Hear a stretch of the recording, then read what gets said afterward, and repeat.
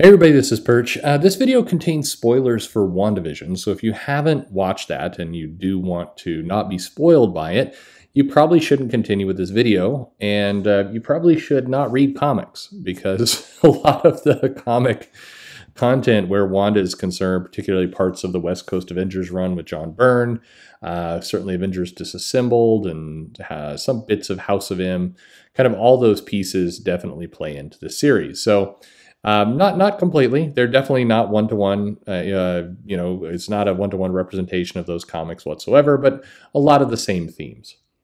I watched this series. I think it's fine. It's fine in the way that all the MCU stuff is fine. It's none of it is, it's not going to be, for me, and I recognize I'm different than others. To me, a great movie is one that's going to stick with me. It's going to be something that I'm going to watch over and over again. There's lots of things that I enjoy, but I wouldn't watch it, a second time. I'm good with the first time.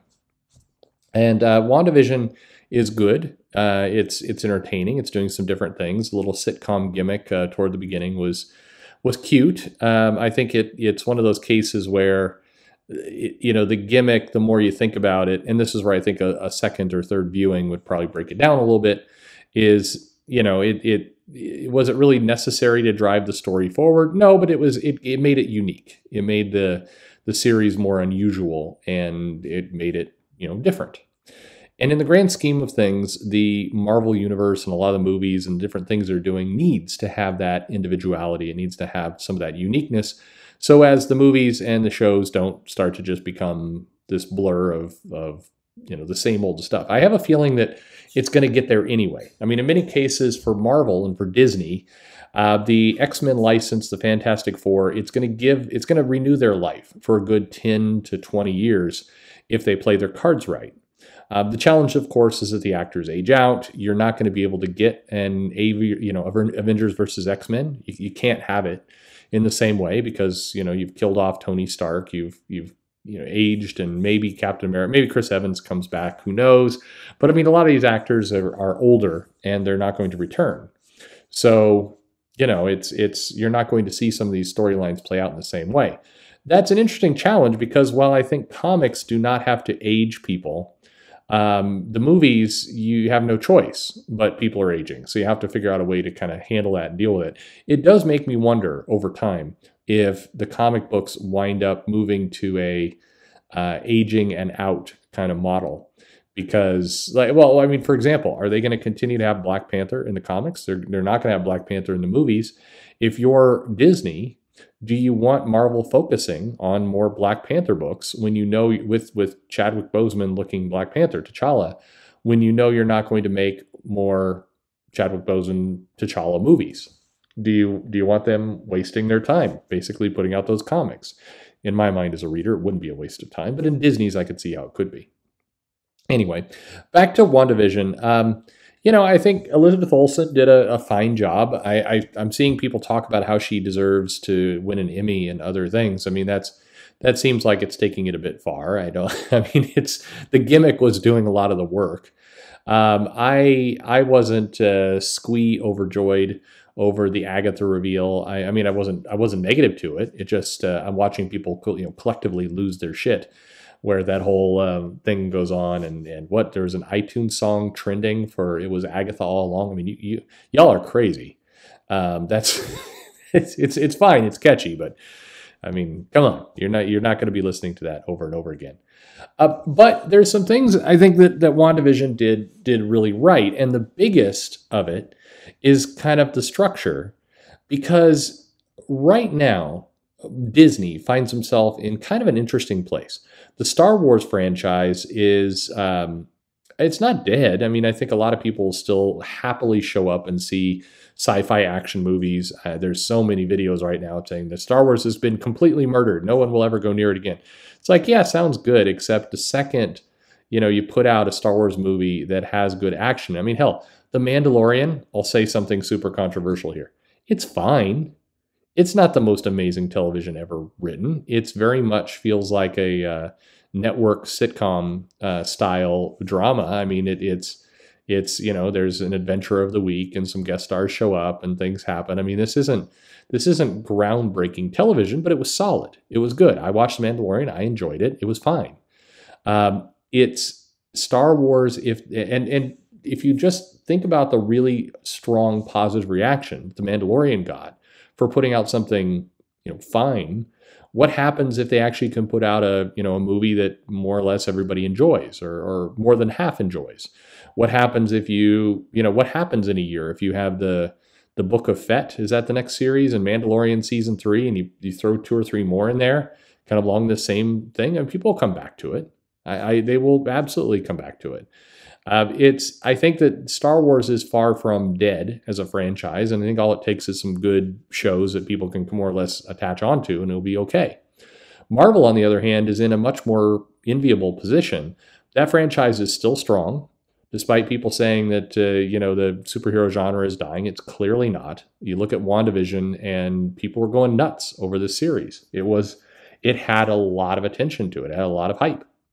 And so, this genre is going nowhere. It's still doing just fine. And so all Disney has to do, and I say it kind of trivially, like all they have to do, is basically just get back to the pace where they're putting out 2 or 3 movies a year, which they are well on their way to doing. Slowly build up to a reveal of the Fantastic Four, and then slowly build up to a reveal of like a Doctor Doom or some supervillain. Slowly build up to a reveal of the various mutants in the X universe and kind of how all that goes down. You can get fancy with it if you want and have like Doctor Strange pop open the multiverse and combine things. I mean, you could be clever about it or you can not. Either way, they've got so many cards to put on the table where the big guns are concerned. And then you also have experiments like Young Avengers and the various things they're doing over on Disney Plus, which may or may not work. You could always write a check and bring over Charlie Cox and a lot of the Netflix Marvel characters and have that going again, like rumor is they are. And you've got a lot of things to play with. You haven't yet scratched the surface, if you're Marvel, on all the different things you can do, which is why, again, I say if you just kind of play your cards right with the Fox acquisitions, they bought themselves another 10 to 15 years of longevity with this franchise. So to WandaVision's point, that series ends with a, post-credits kind of cliffhanger-ish reveal that Wanda's out in seclusion and she's reading the Darkhold, and she hears her 2 sons out there saying, "Help me," so she needs to go figure out how to help them. This is not the Children's Crusade. I'm seeing a bunch of people on Twitter saying, "Oh, this is leading to Children's Crusade." You have not read Children's Crusade, if that's what you think. That's not how it goes. But it is, they basically did a 9-part series over 9 weeks, so 2.5 months, about 2 months and change. And they're going to follow up in 2 weeks with Falcon and Winter Soldier. And then I suspect they're going to follow up in 2 weeks with Loki. And by that point, they'll have Miss Marvel or Hawkeye or whatever else, in the can. And as long as the shows don't go in a boring, pointless direction, as long as they keep the tension high, as long as they inject some comedy and do things in the Marvel way. And here's where, despite a lot of people betting against him, Kevin Feige has a system. So much of a system that people have talked about how everybody's going to get bored with this system and start to hate it. It hasn't happened yet. But, the key story there is it is a system. He puts out movies that are, like junk food a little bit. They're easy to consume. In this new streaming format where you get kind of a half an hour, 45 minutes a week, because I think the Falcon, the Winter Soldier, and Loki are going to be a little longer. I mean, this stuff just... you're going to have, 4 to 5 series a year. You always have one on. I mean, that's the stuff that's going to start to just build up Disney Plus and support it. If every week you have one new episode of something in the Marvel Universe just clocking along and it's relatively benign in what it does, this is just going to keep going. I think, I spent a lot of time talking about the overall strategy and less about WandaVision. I think the funny part is that story, if you read comics, was pretty much predictable from the beginning. It's, Wanda's kind of losing her mind. She doesn't have control over her magic. Agatha is in there screwing things around to provide at least some level of villain. They used it to kind of tee up, Captain Marvel 2 with Monica. I hope it's not Captain Marvel 2 that they're teeing up, but it seems likely it is. But I want to see Monica show up somewhere else and do something cool. That would be better for me. But anyway, it's interesting because, like with a lot of Marvel movies, you got a lot of imagination, a lot of fan theories about how incredible it's going to all be. And really, they delivered on like 20% of it. It was a fun ride, but they didn't deliver anywhere close. I mean, remember when there were fan theories that said Reed Richards was about to show up, and then that Patrick Stewart was about to show up, and I mean, Marvel has this habit of the imagination of what you could get is always way beyond what you actually get. But because the series is, relatively unoffensive and benign, you get to the end and you find, well, they didn't give me that amazing thing I was imagining, but it's okay. The next one might. Let's get hyped for the next one. And that continues forever. And that's Marvel. So yeah, all in all, it was fine. Again, I probably won't watch this series a second time, but there's nothing wrong with it. How about you? Did you enjoy WandaVision? Was it the best thing you've ever watched? How do you feel about the Marvel Universe in general and where it's going? Let me know in the comments below. Like and subscribe. Get in touch with me in the description of the video. There's all the ways you can do that. And thanks for listening.